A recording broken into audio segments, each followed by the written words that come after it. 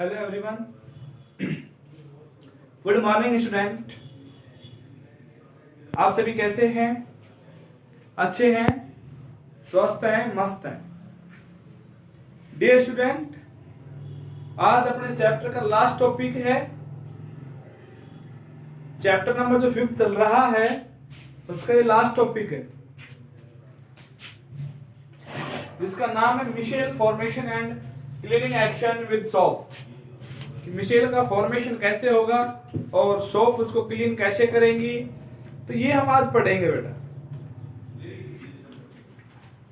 ठीक है, चैप्टर का लास्ट टॉपिक है ये, और आज चैप्टर कंप्लीट हो जाएगा, तो इसलिए हम इसे जल्दी से जल्दी कंप्लीट करने की कोशिश करेंगे ताकि आप लोग इसके नोट्स अच्छे तरीके से प्रॉपर कर लो। और जो भी कोई आपको इस चैप्टर में समस्या आती है तो आप हमें जरूर कांटेक्ट करें।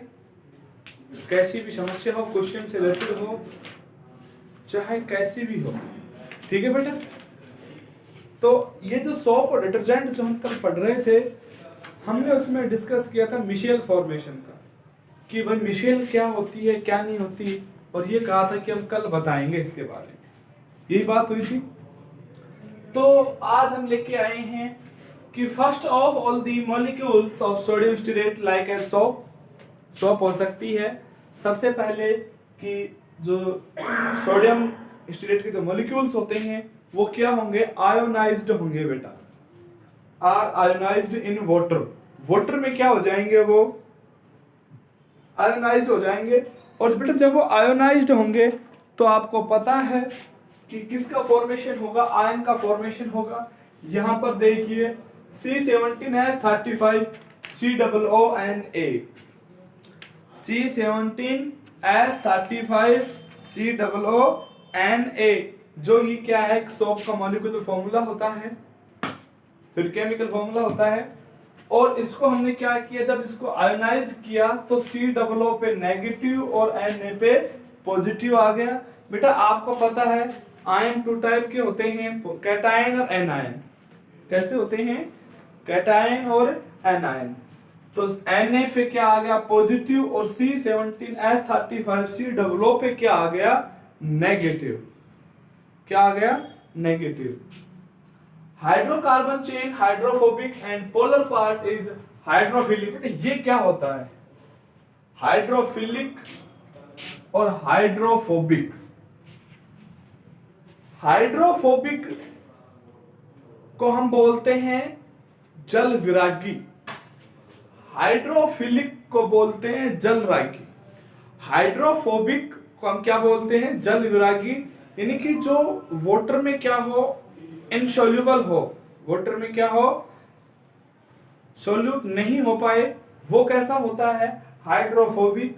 और जो वाटर में सोल्यूट हो जाए, सोल्यूबल हो जाए, वो कैसा होता है, हाइड्रोफिलिक। इसको हमने एक डायग्राम के थ्रू इसको बनाया। देखो यहाँ पर जब ये आयोनाइज्ड होगा तो these part are so arranged, the hydrocarbon part is to our inner side। जो हाइड्रोकार्बन पार्ट हैं वो कहां पर अरेंज्ड होंगे, इनर साइड, यानी कि अंदर की तरफ अरेंज्ड होंगे। And negatively charged polar part toward outside. जो नेगेटिवली चार्ज जो हैं उसके, वो कहां पर अरेंज्ड होंगे बेटा, वो बाहर की ओर होंगे, आउटसाइड। देखो बेटा इधर ध्यान से देखो, जब इसको हमने तोड़ा, देखो मैं यहां पर समझा देता हूं, C17, इसके कार्बन कितने हो सकते हैं, 17, और COO माइनस, COO माइनस। ध्यान से देखो, जो इस टाइप की जो रिएक्शन है, माइनस कहां आया है, ये टेल पार्ट है और ये हेड पार्ट है। जो टेल पार्ट है, ये वाला पूंछ जिसको हम बोलते हैं, जो पूंछ वाला पार्ट है, ये वाला, ये तो कैसा हो गया, इनर साइड में होगा, जल में होगा। और जो नेगेटिव वाला पार्ट है, जो COO माइनस है, ये कहां अरेंज्ड होंगे बेटा, ऊपर की आउटसाइड अरेंज्ड होंगे। कहां अरेंज्ड होंगे, आउटसाइड, बाहर की तरफ अरेंज्ड होंगे। तो जो बाहर की तरफ जो नेगेटिव पार्ट आ रहा है वो हाइड्रोफिलिक आ रहा है। वो क्या आ रहा है? हाइड्रोफिलिक। और जो इनर की तरफ आ रहा है वो है हाइड्रोफोबिक। ठीक है बेटा। जो बाहर की तरफ है वो हाइड्रोफिलिक और जो अंदर की तरफ है वो hydrophobic. It is called micelle. यही क्या होती है बेटा? मिशेल होती है। यही क्या होती है? मिशेल होती है। मोस्ट ऑफ इम्प्योरिटी, कुछ अशुद्धियां जो हम अपने घर पे कपड़ों कर देते हैं, गंदे कर देते हैं ना, कर देते होंगे ना कपड़े गंदे, बहुत से किए करते हैं। करते हैं तो क्या करते हैं भाई? घर का डांटते हैं, पीटते हैं। Most of impurity oil drop, oil की drop, grease, glycerine are insoluble in water. ये वाटर में क्या है? इनसोल्युबल है, यानी कि इसमें सोल्यूबल नहीं हो पाती है। जैसे हमने घर में देखा होगा अक्सर जब हम खाना खाते रहते हैं तो खाना खाते वक्त क्या करते हैं कि कुछ जो साग सब्जी के जो पार्टिकल्स हैं वो अपने क्लॉथ पे, कपड़ों पे लग जाते हैं। और आजकल टीवी में ऐड भी आता है कि दाग अच्छे हैं, आता है ना। और सभी से अपने अपने इन प्रोडक्ट का, अपनी अपने डिटर्जेंट का वो ऐड करते हैं ताकि उनकी जो प्रोडक्ट की जो क्वालिटी है वो इंक्रीज हो सके और मार्केट में वो हाई लेवल तक जा सके।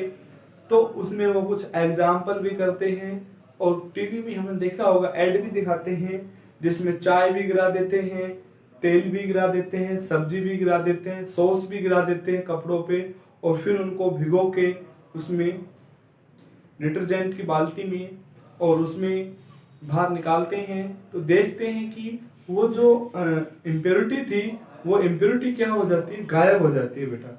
वो इम्प्योरिटी क्या हो जाती है? वहां से गायब हो जाती है, हट जाती है और हम देखते हैं कि वाह, और वो कपड़े क्लीन एंड शाइनी दिखते हैं हमको।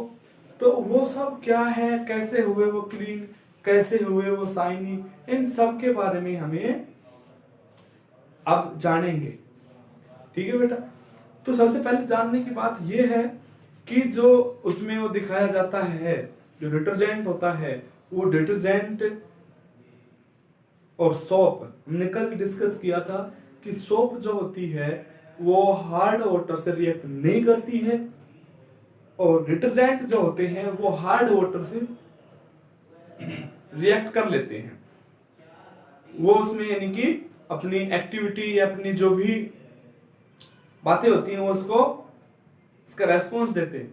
अब जो हार्ड वाटर होता है उसमें ऐसा कौन सा पार्टिकल होता है कि जिससे उसको हार्ड वाटर नाम दिया? देखो बेटा, उसमें होते हैं कैल्शियम एंड मैग्नीशियम के आयंस होते हैं जो किसका फॉर्मेशन करते हैं? जो इम्प्योरिटी का फॉर्मेशन करते हैं, जो यानी कि पीपीटी बनाते हैं। और जो साबुन होती है उससे वो रिमूव नहीं हो पाते और उससे रिएक्शन करके वहीं पे पीपीटी बना लेते हैं। और डिटर्जेंट में क्या होता है कि वो उसकी पीपीटी को रिमूव कर देते हैं, लेकिन वो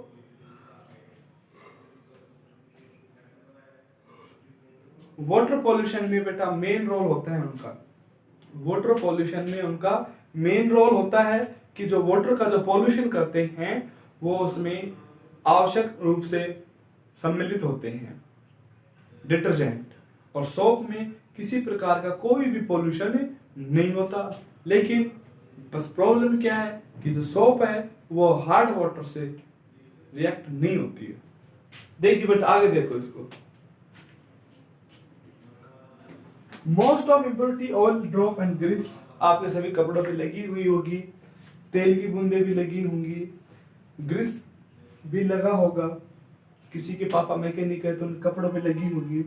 आर इनसोल्युबल इन वाटर। आपने कभी देखा है कि तेल को पानी में घुलते हुए? नहीं देखा होगा। But soluble in hydrocarbon. Hydrocarbon में क्या होते हैं? ये सभी सोल्युबल होते हैं। इन दिस हाइड्रोफोबिक हाइड्रोकार्बन, इसमें क्या होता है कि जो हाइड्रोफोबिक हाइड्रोकार्बन है, हाइड्रोफोबिक कौन सा है? जो टेल वाला पार्ट, बाहर वाला टेल वाला जो पार्ट है वो हाइड्रोफोबिक है। जो टेल वाला पार्ट है ये वाला, ये कैसा है, हाइड्रोफोबिक है। पार्ट अट्रैक्ट ग्रीस, वो किससे अट्रैक्ट होगा बेटा, वो ग्रीस से अट्रैक्ट होगा। And hydrophilic part remain outside, और हाइड्रोफिलिक पार्ट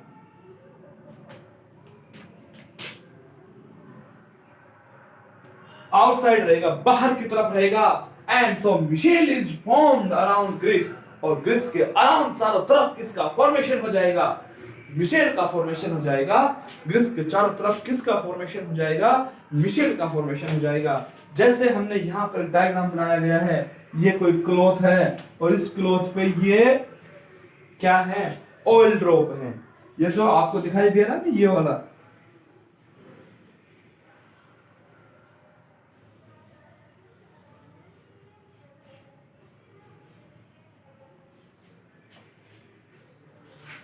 देखा आपने, ये क्या है, ऑयल ड्रॉप है। जब इस ऑयल ड्रॉप पे हम सोप रखेंगे या डिटर्जेंट इस ऑयल ड्रॉप के कांटेक्ट में आएगा तो अट्रैक्ट होगा हाइड्रोफिलिक पार्ट और हाइड्रोफोबिक पार्ट का। जो हाइड्रोफोबिक पार्ट ये हमने ग्रीस वाला पार्ट ले लिया। कौन सा पार्ट ले लिया बेटा, ग्रीस वाला।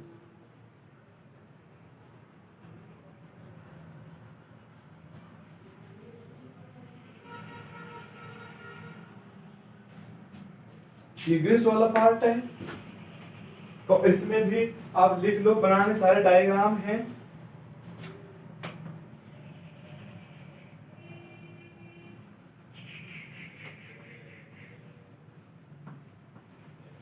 हाइड्रोफोबिक टेल वाला पार्ट है वो हाइड्रोफोबिक,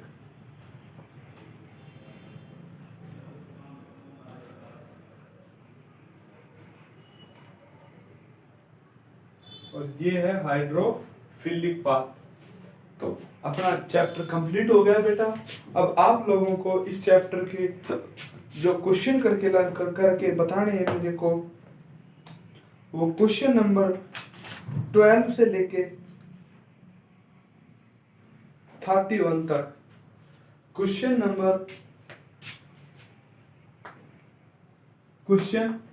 12 to 31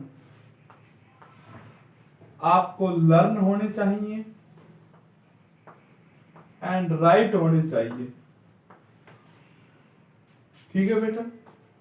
और आपको किसी भी प्रकार की कैसी भी कोई भी समस्या हो तो आप हमसे डायरेक्ट कॉल भी कर सकते हैं।